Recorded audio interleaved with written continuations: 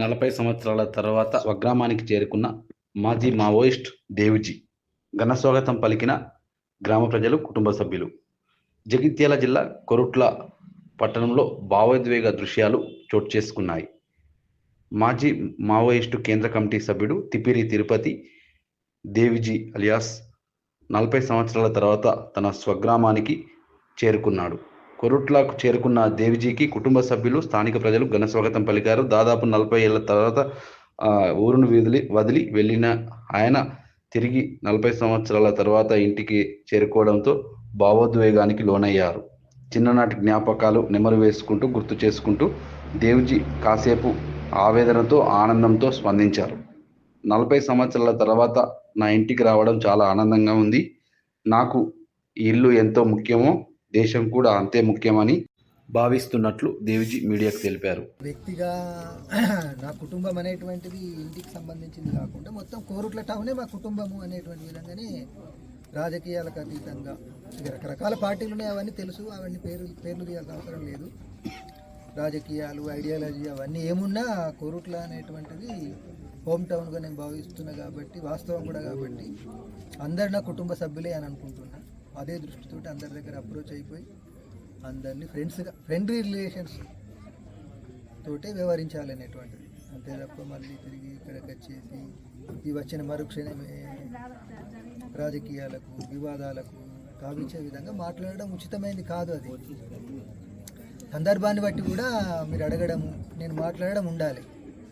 ఇక సందర్భాన్ని గమనించకుండా మనం అడగడం కూడా అది బాగుండదని మీ అందరికీ రిక్వెస్ట్. అది ఇక ఉంటుంది, ఇక మనిషి సహజం కదా, నైజం కదా. అంటే ఇన్నేళ్ళు దూరంగా ఉండి ఒక్కసారి అని అంటే మనిషి యొక్క శరీర ఆకృతి మారిపోతుంది. మార్పులు మేమంతా అంటే 18-19 సంవత్సరాల వయసులో ఉండి ఇప్పుడు ఒక్కసారికి వచ్చేసరికి వెంటనే పోల్చుకోలేని స్థితి.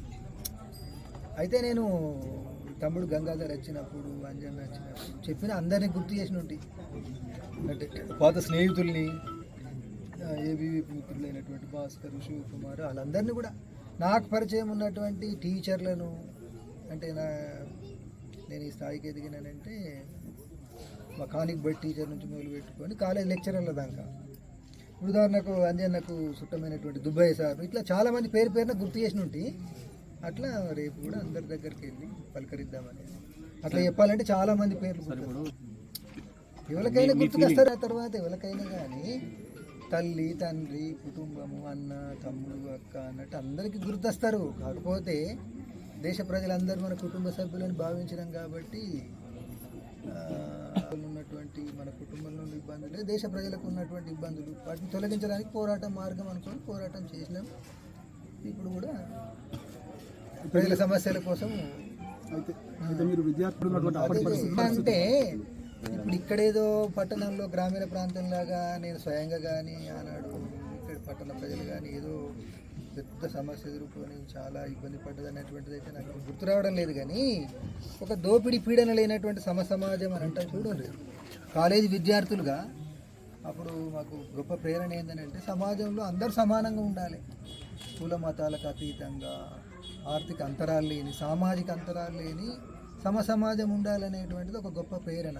ఆ ప్రేరణతోటే ఊరును వదిలి అజ్ఞాత జీవితంలోకి వెళ్ళడం జరిగింది. అది ఎప్పుడైనా కానీ, ఎవరికైనా కానీ, ప్రపంచవ్యాప్తంగా నాకు కానీ ప్రపంచంలో ఉన్నటువంటి అందరికీ కూడా అది గొప్ప ప్రేరణగానే ఉంటుంది.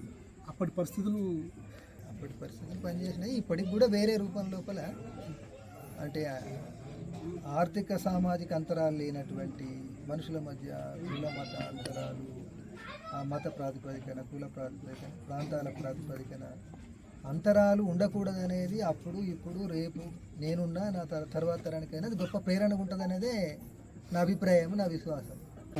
మీరు ఉన్నప్పుడు అదే ఇల్లు ఇప్పటికీ అంటే బొడ్డయ్య సుంకరి పని, బొడ్డయ్య నీరటి కాడ పని, సుంకరి పని, దామ్ బొడ్డయ్య చనిపోయాడు. తనే అనిపోయాడు, ఆమె అనిపోయింది. ఇదేమో దామకొండ ఇల్లుకి, దామగా కోతిమామ ఉంటుండే చూడు.